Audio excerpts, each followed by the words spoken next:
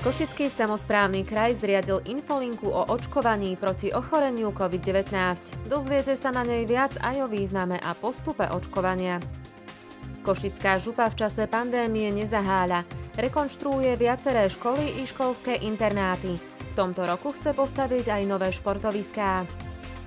Knižnice v Košickom kraji sa opäť otvárajú. Pestrú ponuku aktivít pre čitateľov realizujú aj online formou.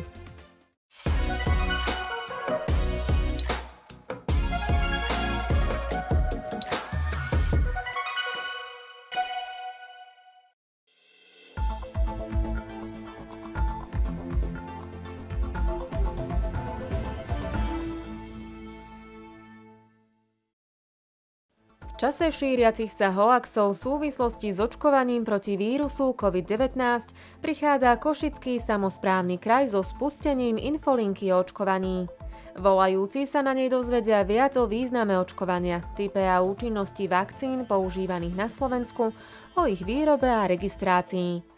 Projekt call centra sa realizuje aj za pomoci IT spoločností pôsobiacich na území Košického kraja. Firmy poskytnú ľudské zdroje, tak to poviem, teda operátorov, ktorí budú na infolinke informovať, odpovedať na otázky, všetky otázky, ktoré sa týkajú očkovania. Odpovede na tieto otázky sme pripravovali v spolupráci s odborníkmi, či už z univerzitnej nemocnice alebo lekárskej fakulty Univerzity Pavla Jozefa Šafárika, teda ľuďmi, ktorí najviac vidia do tejto problematiky a sú najbližšie pri odborných a vierohodných informáciách, a tieto informácie budú poskytované všetkým ľuďom, ktorí sa dovolajú na túto infolinku. Infolinku zriadilo Dobrovoľnícke centrum Košického samosprávneho kraja v spolupráci s Košickým samosprávnym krajom. V prvej fáze je kampaň cielená na najzraniteľnejšiu skupinu seniorov nad 65 rokov. Pravdivé a overené informácie majú týmto volajúcim napomôcť k rozhodnutiu, či podstúpiť očkovanie.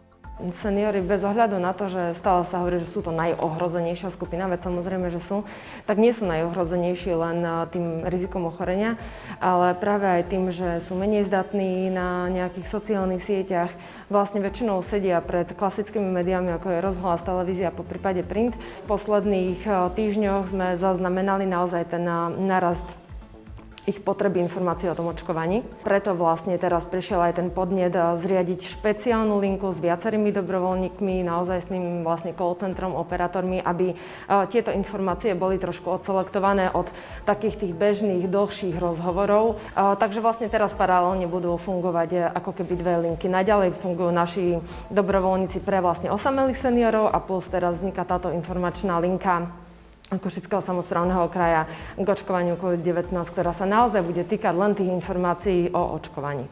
Infolinka je pre verejnosť dostupná v pracovných dňoch od 8 do 16:30 hodiny. Hovor nie je bezplatný, ale je účtovaný tzv. Zníženou tarifou.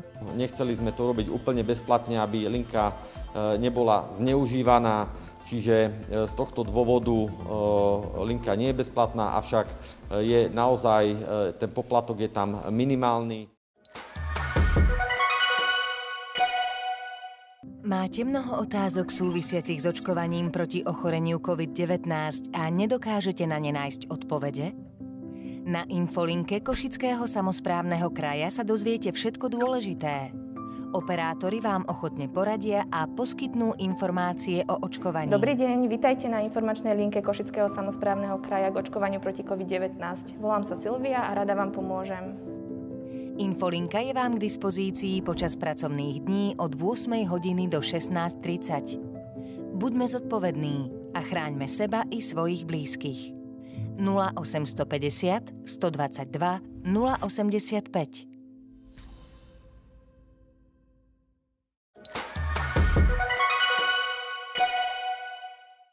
Košický samosprávny kraj využíva obdobie pandémie na rekonštrukciu župných stredných škôl.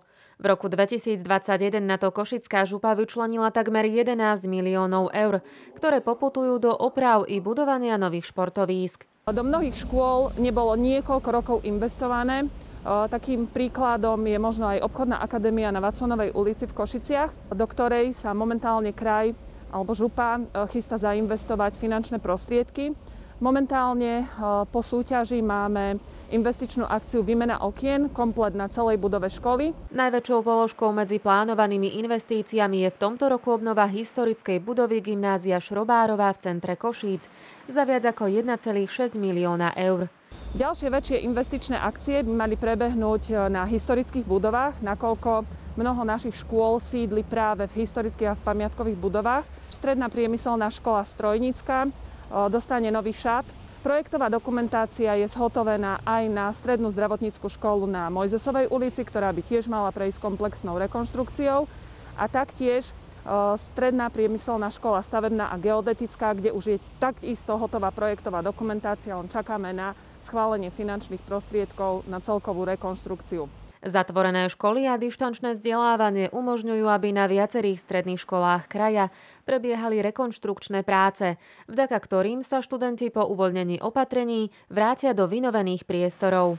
Na gymnáziu Alejová v Košiciach aktuálne prebieha druhá etapa zateplenia. Investícia je 180 000 eur. V rámci rekonštrukcie sa má urobiť zateplenie budovy školy, oprava fasády. Momentálne je situácia taká, že sa začalo s výstavbou v novembri. Kvôli počasu sa musela rekonštrukcia prerušiť na obdobie, kým prejdú mrazy a rekonštrukcia by mala trvať teda 4 mesiace. Rekonštrukcia fasády bola navrhnutá kvôli tomu, že vlastne už sa objavovali teda odpadávania omietky, očisťovali sa alebo uvoľňovali sa atiky na rôznych miestach. Tým pádom sa dochádzalo k tepelnému mostu a robila sa nám plieseň v triedach, takže bolo nevyhnutné túto rekonštrukciu urobiť a upadávanie omietky bolo navyše nebezpečné kvôli tomu, aby nás náhodou nezranilo nejakého žiaka, keď bude vychádzať zo školy. Opravami prejdú aj ďalšie budovy gymnázií a stredných škôl v Košickom kraji. Gymnázium Ľudovita Štúra v Michalovciach. Tam by mala začať prvá etapa komplexnej rekonštrukcie, momentálne v hodnote 800 000 eur. Takisto gymnázium na Trebišovskej ulici v Košiciach, tam prebehne v tomto roku druhá etapa rekonštrukcie elektroinštalácie. Na obchodnej akadémii na Polárnej ulici zrekonštruujeme sociálne zariadenia pri telocvični. Krajský rozpočet v tomto roku ráta aj s výstavbou športového areálu pri gymnáziu Pavla Horova v Michalovciach, na ktorý je vyčlenených 170 000 eur a ďalších 500 000 eur je alokovaných na výstavbu atletického štadióna.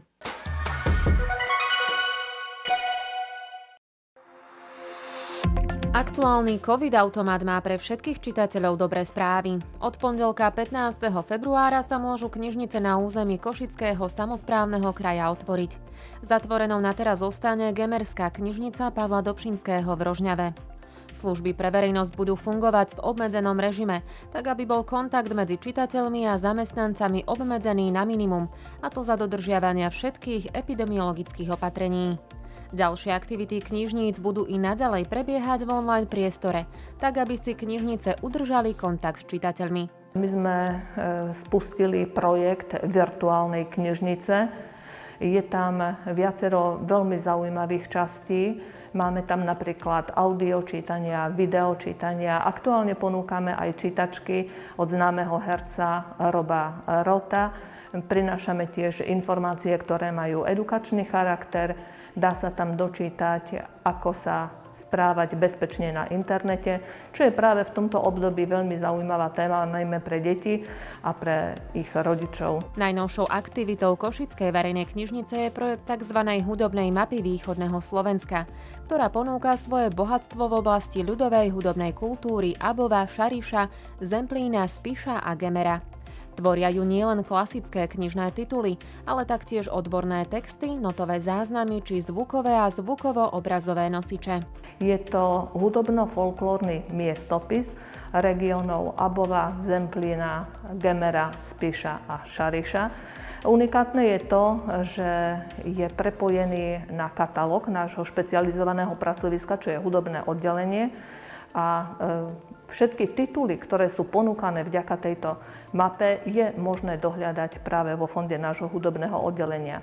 A čo je pre nás dôležité, tak nie je to uzavretý projekt, ale my pracujeme na tom, aby do tejto hudobnej mapy východného Slovenska pribúdali stále nové a nové záznamy a preto aktívne oslovujeme folkloristov alebo ľudí, ktorí zdedili záznamy z oblasti folklórneho hudobného dedičstva, aby sa aktívne prihlásili a aby sa tieto záznamy stali súčasťou tejto hudobnej mapy východného Slovenska. Knižnica s verejnosťou okrem toho aktívne komunikuje aj na sociálnych sieťach a rôznymi aktivitami sa usiluje využiť toto nepriaznivé obdobie pandémie vo svoj prospech. V rámci nášho facebookového profilu pravidelne zverejňujeme výzvy, kvízy pre čitateľov, ktoré sú aj odmeňované pre tých najaktívnejších účastníkov. Aktuálne spúšťame sériu naučných videí. Je to niečo ako v úvodzovkách náš knižničný TED, kde z rôznych oblastí sa vyjadrujú odborníci a podávajú zaujímavé prednášky. Sú to krátke prednášky, 10-15 minútové z rôznych oblastí, z oblasti histórie, dejín, medicíny, biológie a aby som tak trošku nalákala divákov, tak začíname témou o komunikácii žien.